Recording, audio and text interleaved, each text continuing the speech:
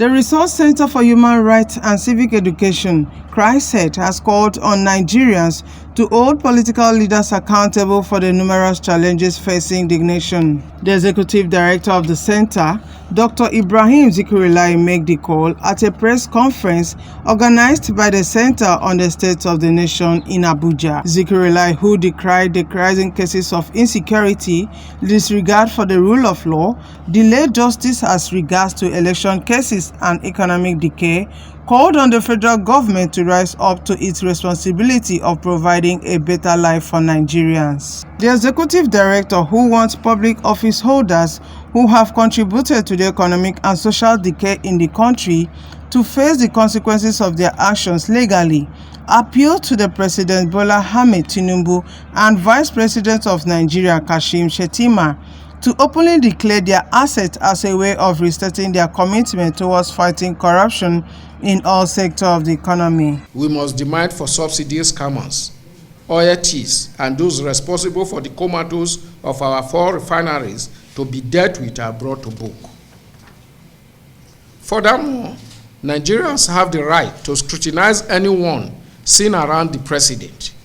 It is thus concerning that among the host of politicians who have visited the president in the Aso Villa in the last few days is a coveted former governor who brought untold shame and disgrace to Nigeria as a result of the grand-scale corruption and treasury looting for which he was prosecuted and jailed in London.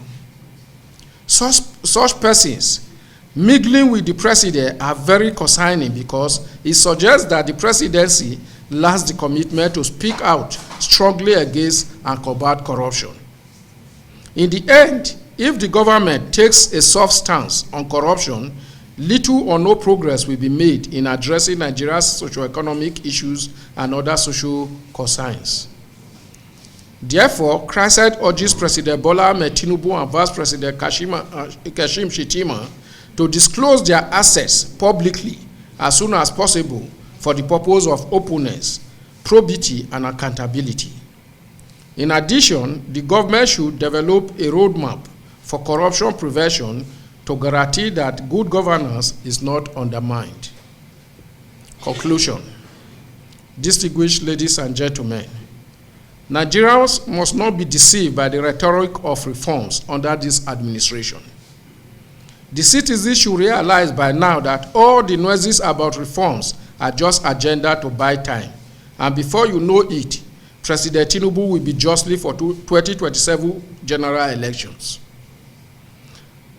Baba Konebu, a former Republican member of the United States Congress for 20 years and president of the World Bank from 1986 to 1991, said, in quote, "When governments are not sure of what to do about a problem, they readily resort to talk about institutional and economic reforms." This is aptly true in the Nigeria situation, as the economic reforms policies of privatization, commercialization, deregulation, monetization, etc. introduced in the life of civilian dispensation has demonstrated so far. Indeed, the degree of rot in the polity is such that unless something decisive is done now to arrest the drift, the country will appear inexorably heading for anarchy and ruin. While the people buckle under the yoke of economic deprivation, joblessness, and all forms of social injustice and malaise, principal actors in all strata of government continue to display obscene opulence and grandeur, a feat made possible by blatant and unabashed looting of the public treasury.